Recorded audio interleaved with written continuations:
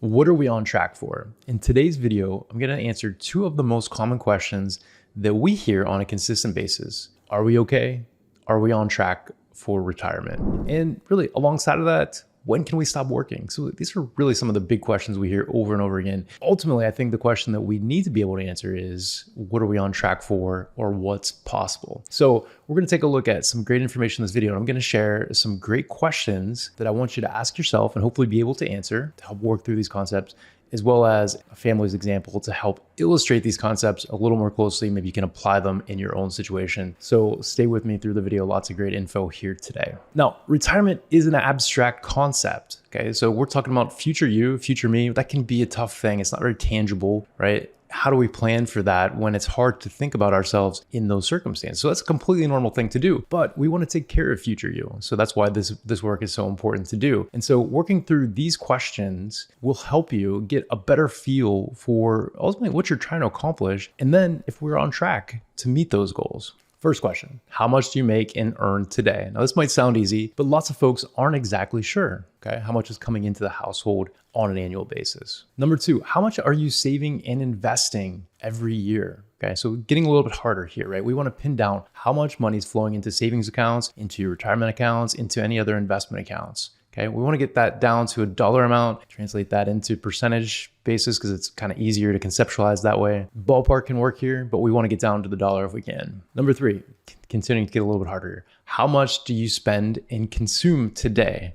Right? So how much are you spending on an annual basis? We can back into this one too, maybe a little bit easier that way. If you strip out taxes, you strip out how much you're saving and investing, it'll give you an idea of how much you're spending. You know, if all the unsaved cash flow or unspent cash flow when it comes to taxes is being spent on other places, so you can get to that number. But it's going to be important to get a little more granular, get some detail here. Number four, how much do you want or plan to spend in the future? Okay, more, less than you are today? This is an even harder question, of course, because we're thinking about future you. Now, we, of course, can base this on your current spending patterns and then go from there. Question number five, when do you want to start spending and consuming in the future? When do you want to do something different or stop working? Now, this question might not be as hard as it sounds because a lot of people have an idea of when that end date is, and then maybe some of the challenge comes with actually matching up the resources to make that happen. Okay. Last question on my list. This one's important. What is your current level of resources and assets on your balance sheet that you're going to have to support those future goals? So where do you currently stand? All of these questions are independently important. We got to be able to answer each one of them. Now, if we look at this conceptually, most people are going to see themselves through the lens of where they currently stand today. Okay. Some folks might want to move forward in lifestyle, but for the most part, we see ourselves where we are today. We're pretty content with our standard of living. Okay. I don't think for most families, taking steps backwards is high on the priority list. So we can kind of use this as a reference point where we're at today. And then if there are any aggressive or aspirations that you want to include in the plan, we can try to do that. But I think this is kind of the baseline that we're going to work from. Now, the good news here is if you've been doing some basic things, you likely have a pretty good foundation to build from. If you're feeling behind, maybe there's some work that we can do to catch up. One of the problems we see here in these situations is with higher earners, if they haven't been doing the work, catching up can be difficult if they want to maintain that same standard of spending and consuming. Okay, that gets a little more difficult if you're trying to replace a high amount of income, but you haven't really been putting the resources away to build the assets to do that in the future. That's hard to catch up with. Okay, it can be easier or more difficult depending on what your current situation looks like. Let's go ahead and look at an example here for a few minutes. I'm going to keep this really simplified and really ultimately what we want to look at here, the current resources, expectations,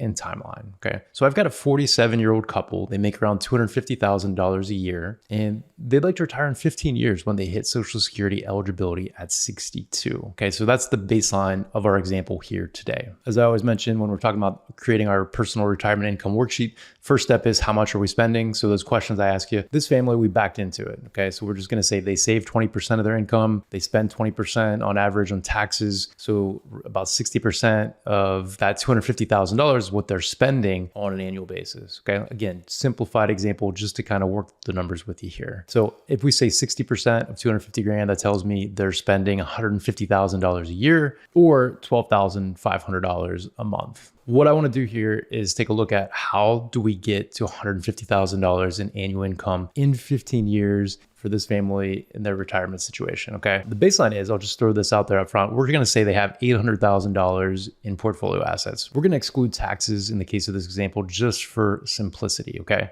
So $150,000 in retirement income is pretty much our target here. So first things, we said 15-year timeline. We know inflation is going to play a factor. $150,000 will not be that same amount in 15 years. So if we project inflation at 3%, which gives us kind of an average there, it could be a little lower, it could be a little higher. Hopefully it's in that ballpark. That tells me that 150 grows to $233,695. So that's what we're solving for in 15 years. If I look at that in portfolio dollars, what do I need to replace that full amount from portfolio dollars, excluding Social Security or any other sources of income, just from straight portfolio dollars? That tells me I need about $5.8 million in portfolio assets. I get that number by multiplying our $233,695 times the number 25 if we're talking about the 4% rule, just as a baseline. So that number, 5.8 million, could be less if we take a higher distribution, 5% or so from the portfolio, but that's kind of what we're looking at here. This family, as I mentioned, they've got about $800,000 in savings at age 47. They've got 15 years to go. So let's say we can make 8% rate of return on those portfolio assets. We need it to grow to 5.8 million. How much do they need to save and invest on an annual basis to get there, to get to that 150,000 in today's dollars of retirement income? My present value calculation shows me they need to save and invest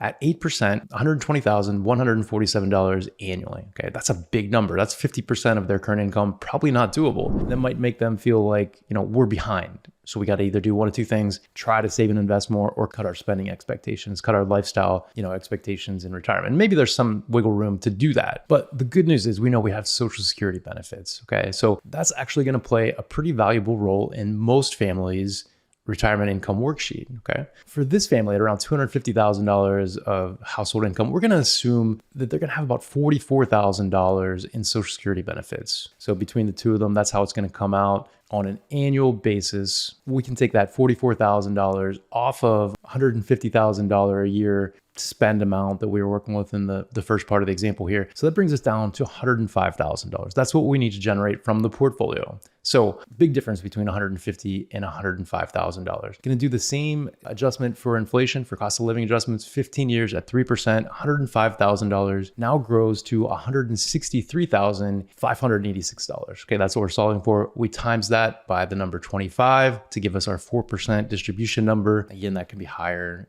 or lower depending on what we want to do here. 4.09, so 4.1 million is essentially what we're solving for. That shaves a big chunk of portfolio dollars off that we would need to work with just by having this guaranteed income stream working for us and supplementing our retirement income, okay? So really good thing. So let's solve for that. How do we get to that 4.1 million from where we are today? $800,000, 15 years, 8% rate of return. Our annual amount that we need to save and invest and make that 8% return comes out to be $54,186. So pretty close to where they are today. If we said they're saving 20% of their income, puts them at $50,000 a year. That's pretty close, okay? That's a workable scenario. So that can give them some confidence that they're on the right track. Now, of course, there's a few things we need to be cautious of in this situation. We need to make an 8% rate of return to be in that ballpark, okay? So if things don't go exactly as we plan with our investment returns, or maybe they don't invest properly over, the long term, the next 15 years, that can be a risk factor here, okay? So beyond that, a couple of things matter in a big way. The amount of resources you currently have on that balance sheet, okay? The amount of resources you're able to dedicate going forward